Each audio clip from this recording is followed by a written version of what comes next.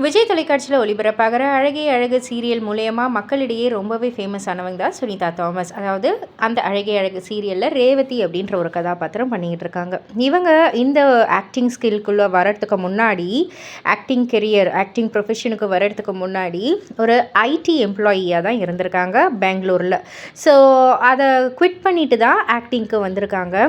இதை பற்றி அவங்கக்கிட்ட வந்து கேட்கக்குள்ள அவங்க வந்து என்ன சொல்லியிருந்தாங்கன்னா, எனக்கு எங்கள் அப்பா அம்மா சப்போர்ட்டும் கிடையாது. அவங்களுக்கு இப்போ வரைக்குமே வந்துட்டு ஒரு வருத்தம் தான்.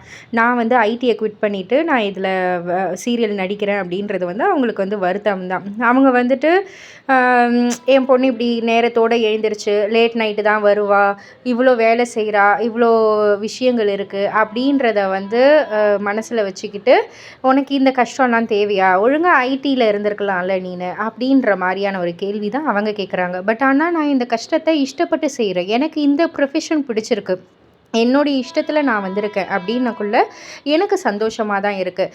அண்ட் அஃப்கோர்ஸ் நான் இங்கே வந்த புதுசில் வந்துட்டு ஒரு ஏஞ்சலில் தான் நான் மெட் பண்ணேன், சரவணன் சார். அவர் மூலியமாக தான் எல்லாமே வந்து கிடச்சிது. பட் ஆனால் ஸ்டார்டிங்கில் எனக்கு இந்த வீடு பிரச்சனை, வீட்டுக்கு அட்வான்ஸ், வாடகை, ப்ளஸ் ப்ளஸ் ப்ளஸ் நிறைய நிறைய செலவுகள்னு ரொம்ப ரொம்ப டைட்டாக தான் இருந்துச்சு. அப்போ எனக்கு வந்து ஒரு சில விஷயங்கள் வந்து, அதாவது ஒரு சில விஷயங்களில் ஒரு சில ஃப்ரெண்ட்ஸ் வந்து ஹெல்ப் பண்ணாங்க. ஃபர்ஸ்ட் மந்த் சேலரி வந்தோடனே டக்குன்னு போயிடுச்சு. ஏன்னா எனக்கு ஹெல்ப் பண்ணவங்களுக்குலாம் நான் திரும்ப அதை இது பண்ணணும் அப்படின்றதுக்காக நான் அது எல்லாத்தையுமே கொடுத்துட்டேன். பட் இப்போது பை காட்ஸ் கிரேஸ் நல்ல மூவ் ஆகிட்டுருக்கு, நல்லா இருக்கேன் அப்படின்ற மாதிரி சொல்லியிருக்காங்க.